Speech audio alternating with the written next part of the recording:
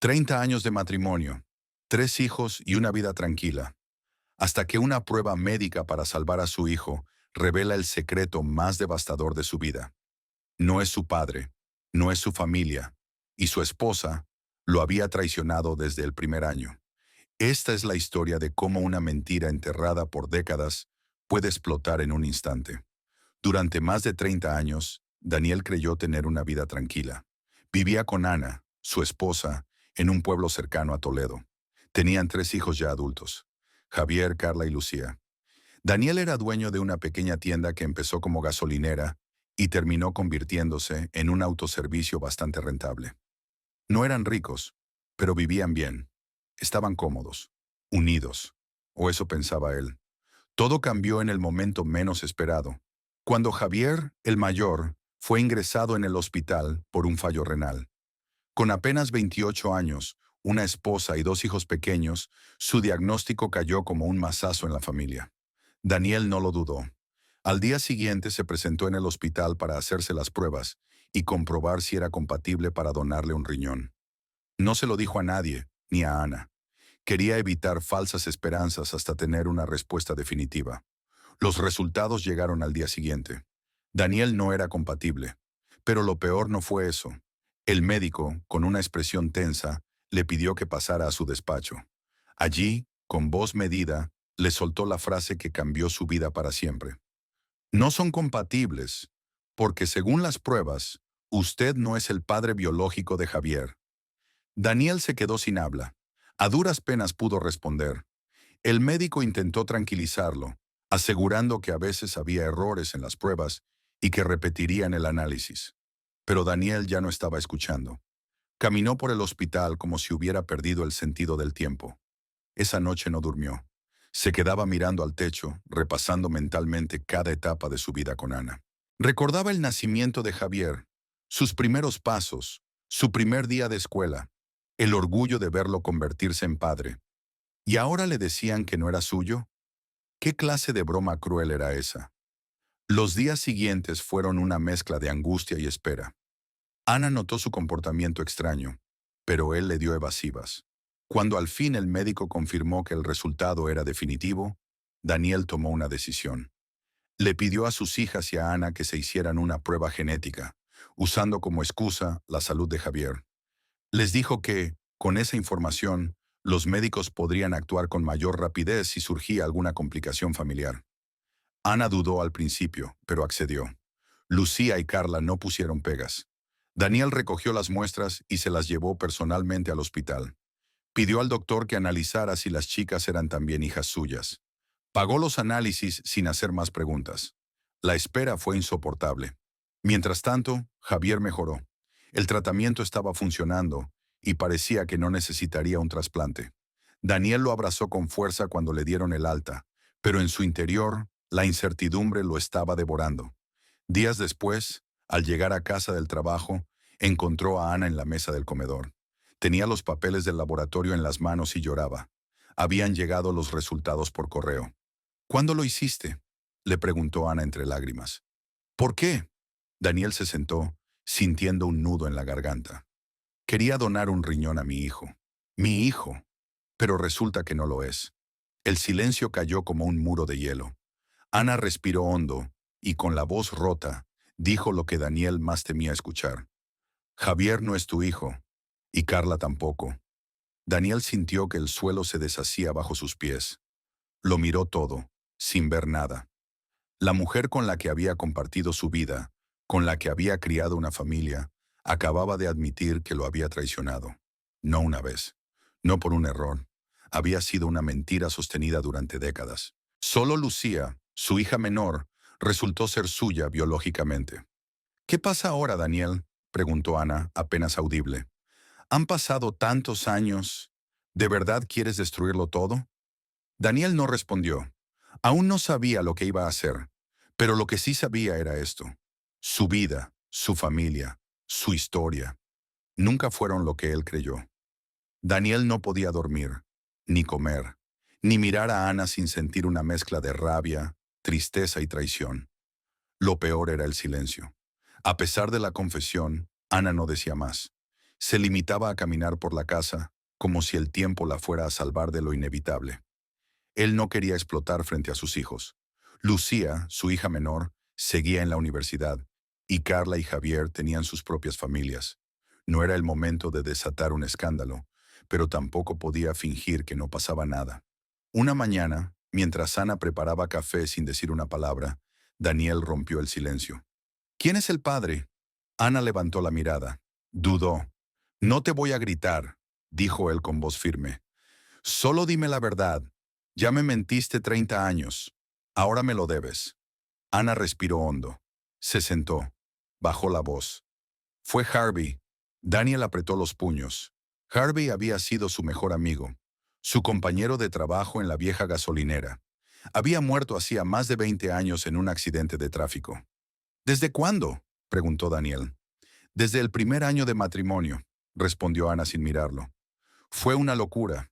Yo nunca lo superé. Él se casó con otra, pero seguía viniendo a verme. No supe parar. Daniel se quedó helado. No se trataba de una aventura aislada. Fue una relación paralela, oculta, persistente. ¿Y Carla? Ana bajó la cabeza. También es hija suya.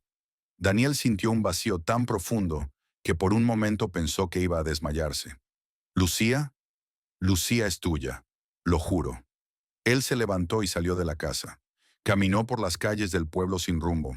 Cada esquina, cada lugar, le traía recuerdos de una vida que ahora le parecía ajena. Cuando volvió, Ana lo estaba esperando. Si quieres divorciarte, lo entenderé, dijo ella. No es tan simple, respondió Daniel. Me mentiste, me engañaste. Crié a 2 hijos que no son míos. ¿Cómo se supone que siga con esto? Ana rompió a llorar, pero esta vez él no se movió.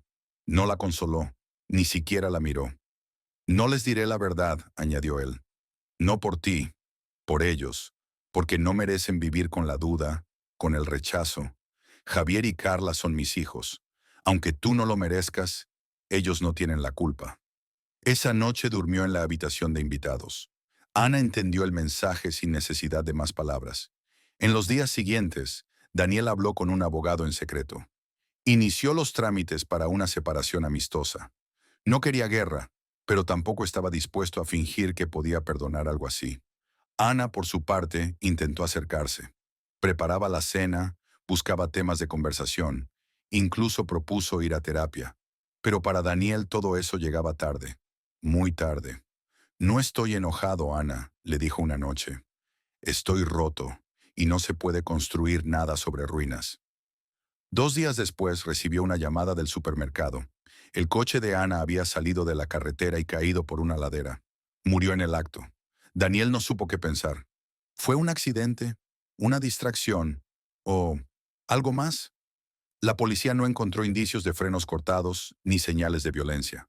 Tampoco había carta de despedida. Solo una mujer conduciendo demasiado rápido, en una curva peligrosa.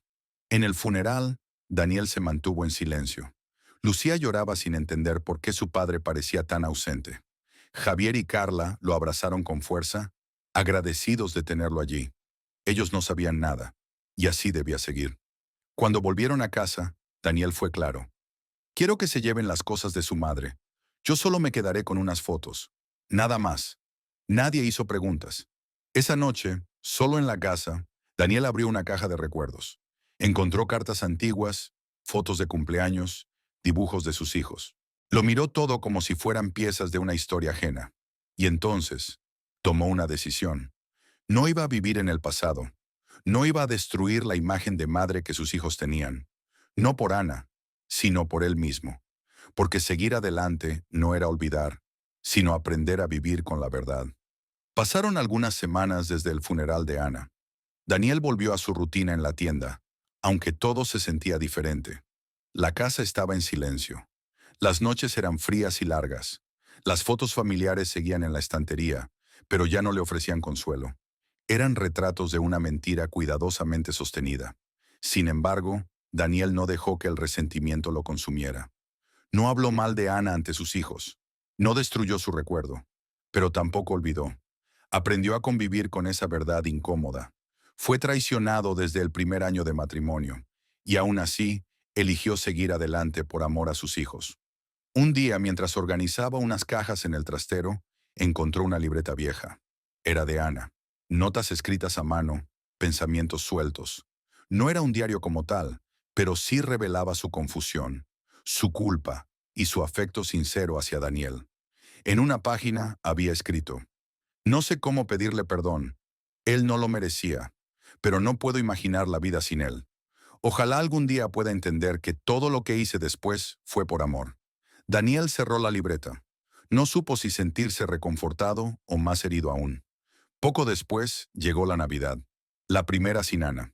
Javier y Carla lo invitaron a pasar las fiestas con ellos, pero él declinó con una excusa amable. Lucía se fue de viaje con sus amigas a Inglaterra. Por primera vez, Daniel enfrentaba las fiestas completamente solo. Una tarde, viendo la televisión, apareció un anuncio de esos que llevan años pasando. Apadrina a un niño por solo 24 euros al mes. Daniel soltó una risa irónica. ¿Con ese dinero se puede cambiar una vida? Pero algo en él se activó. Tal vez no podía cambiar su historia, pero sí podía hacer algo por alguien más. Al día siguiente fue a la iglesia local. El párroco, el padre Julián, lo saludó con calidez. Padre, quiero ayudar a una familia esta Navidad. No quiero solo regalar juguetes, quiero hacer la diferencia. Dan, justo ayer colgamos los nombres en el árbol solidario. Elige uno. Daniel miró los sobres colgados. Todos tenían nombres y edades. Eligió uno sin pensarlo demasiado. Carmen Wilson y sus 3 hijos. Viuda. Trabajaba como camarera en un restaurante del pueblo. Esa misma tarde, fue al local donde trabajaba Carmen. La reconoció al instante. Una mujer de unos 30 y pocos años, de aspecto sencillo y mirada fuerte. La había visto antes, sirviendo mesas con rapidez y cortesía. Se sentó en una mesa y pidió un café. Cuando Carmen se acercó, él fue directo. Hola, me llamo Daniel. No quiero incomodarte. Elegí tu nombre en el árbol de la iglesia. Solo quiero ayudar. No espero nada a cambio, ni segundas intenciones. Carmen se tensó al principio. Se excusó y habló con el dueño del local, quien le aseguró que Daniel era alguien de confianza. Volvió a la mesa y aceptó hablar. No necesitaban caridad, dijo, pero sí aceptaba ayuda para sus hijos durante las fiestas.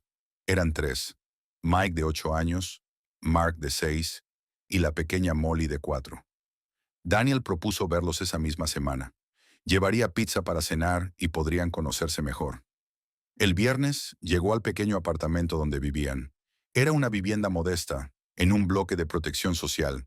Mike abrió la puerta emocionado al ver las cajas de pizza. ¿Eres el señor de las pizzas? Mamá dijo que eras su amigo. Daniel entró, saludó a todos con una sonrisa, y en pocos minutos estaban todos sentados en la mesa, devorando la comida. Carmen se notaba incómoda, pero agradecida. Él no hizo preguntas personales, solo habló con los niños, escuchó sus historias, sus juegos, sus risas. Algo en su interior empezó a cambiar. Al terminar la cena, Carmen le confesó algo en voz baja. Mi marido fue asesinado hace un año. Estaba metido en cosas malas. Me vine aquí para empezar de cero. No tenemos mucho, pero mis hijos son felices. Solo quiero protegerlos. Daniel asintió. No dijo nada más. No hacía falta. Aquel encuentro marcó el inicio de algo inesperado. Durante las siguientes semanas, Daniel los visitó con frecuencia. Los llevó al cine, a patinar, a un parque de atracciones que montaron en las afueras. Compró ropa nueva, un televisor decente y una bicicleta para cada niño. Carmen protestó al principio, pero él fue claro. No estoy pagando por nada. Estoy agradecido. Ustedes me están devolviendo algo que había perdido. Propósito. Una noche, tras dejar a los niños dormidos, Carmen le ofreció una taza de café. ¿Qué perdiste tú, Dan? Mi esposa. Pero en realidad, perdí la ilusión. Todo lo que creía tener no era real. Y eso te vacía. Ella no respondió. Solo le tomó la mano por unos segundos. Daniel no buscaba amor, ni una segunda oportunidad. Pero allí, en ese pequeño salón, con una familia rota como la suya, encontró algo que no sabía que necesitaba: conexión. No se trataba de reemplazar a nadie, sino de reconstruirse. La Navidad llegó, y con ella, algo que Daniel no sentía desde hacía mucho: ilusión. No era su familia de sangre, No eran sus hijos ni sus nietos, pero esa noche, rodeado de los tres pequeños riendo y Carmen sirviendo una cena modesta, Daniel se sintió en paz. Había decorado con ellos un pequeño árbol, comprado en un mercado local. No tenía adornos lujosos, pero cada esfera, cada cinta, la habían colocado juntos. Mike había escrito una carta a los Reyes Magos en la que pedía que el señor Dan siempre esté con nosotros. Daniel no supo cómo reaccionar cuando Carmen le mostró la carta entre lágrimas silenciosas. Pasó la Nochebuena en ese hogar, durmiendo en el sofá con una manta que Molly le trajo, y se despertó temprano al escuchar a los niños corretear buscando regalos. Carmen lo miró desde la puerta de la cocina, con una sonrisa que no decía gracias, sino algo mucho más profundo. Te necesitamos. Aquel día fue el más tranquilo que Daniel había tenido en años. No hubo preguntas sobre el pasado. No hubo miradas acusadoras ni recuerdos rotos. Solo una familia compartiendo momentos. Algo sencillo, pero profundamente reparador. Pero la calma no duró mucho. A finales de enero, Carla lo llamó. Estaba preocupada por una conversación que había tenido con una tía lejana. Al parecer, alguien había comentado que su madre, Ana, había tenido una relación con Harvey en su juventud. «Papá, ¿es cierto?», preguntó Carla con voz temblorosa. Daniel guardó silencio. La verdad le ardía en la lengua, pero recordó su promesa. «No sé qué decirte, hija. A veces la gente habla sin saber. ¿Por qué preguntas?». «Porque siempre me sentí distinta, y desde que mamá murió, hay cosas que no encajan». Daniel cerró los ojos. No era tonto. Sabía que tarde o temprano, la verdad se abriría camino. Pero no sería él quien destruyera la imagen que Carla tenía de su madre. No mientras pudiera evitarlo. Tu madre te amaba más que a nada en este mundo. Eso es lo único que importa. La conversación terminó sin más. Carla no insistió, pero algo había cambiado. Daniel lo notó. Esa noche fue a casa de Carmen. No tenía una razón concreta. Solo necesitaba estar allí, ver a los niños, escuchar sus historias, alejarse del dolor. «¿Estás bien?», le preguntó Carmen cuando los niños ya dormían. «Estoy cansado», respondió él, «de cargar con todo, de guardar secretos, de no saber si hice lo correcto». «Dan, hiciste lo que un buen hombre hace, proteger a los suyos, incluso cuando no son suyos de sangre». Él la miró. Ella no buscaba consuelo, solo ofrecía comprensión, una calma distinta, un refugio. A partir de entonces, las visitas se hicieron más frecuentes. Daniel empezó a llevar a los niños al colegio, a ayudar con las tareas, incluso a asistir a reuniones de padres cuando Carmen no podía. No era un sustituto de su padre muerto, era simplemente alguien que estaba presente, que no se iba. Una tarde, mientras jugaban en el parque, Molly se subió a su regazo y le preguntó, «¿Tú eres mi nuevo papá?». Daniel tragó saliva. No supo qué decir. Solo la abrazó. Esa noche habló con Carmen. Le contó toda la historia, desde el día que Javier cayó enfermo hasta el momento en que descubrió que solo Lucía era su hija biológica. Le habló de Harvey, de Ana, del accidente, de todo. Carmen lo escuchó sin interrumpir, sin juzgar. «No puedo creer cuánto has pasado», dijo al final. «Pero lo más increíble es que sigues aquí, ayudando a otros». «No es por generosidad», confesó él. «Es por necesidad. Necesito tener algo que me haga sentir útil, real, humano». «Entonces lo estás haciendo bien». El tiempo pasó. Los rumores sobre Ana no desaparecieron, pero Daniel no dio pie a que nadie confirmara ni desmintiera nada.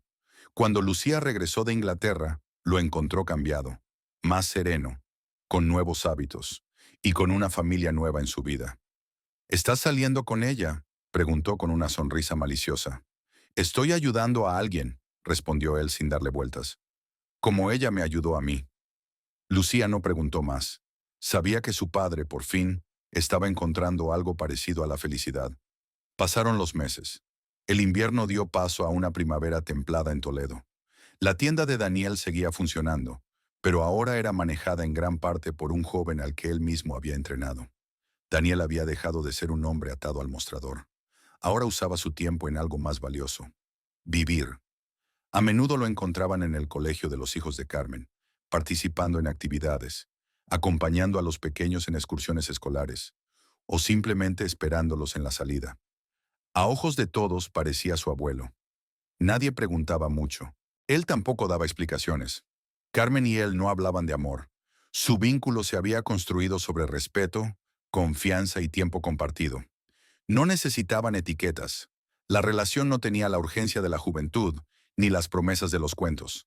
Era real, y eso bastaba. Lucía, su hija biológica, comenzó a visitarlo más seguido. Se integró sin esfuerzo a esa nueva dinámica familiar. Ayudaba a Carmen con los niños, organizaba cenas y en una ocasión incluso llevó a Mike al dentista.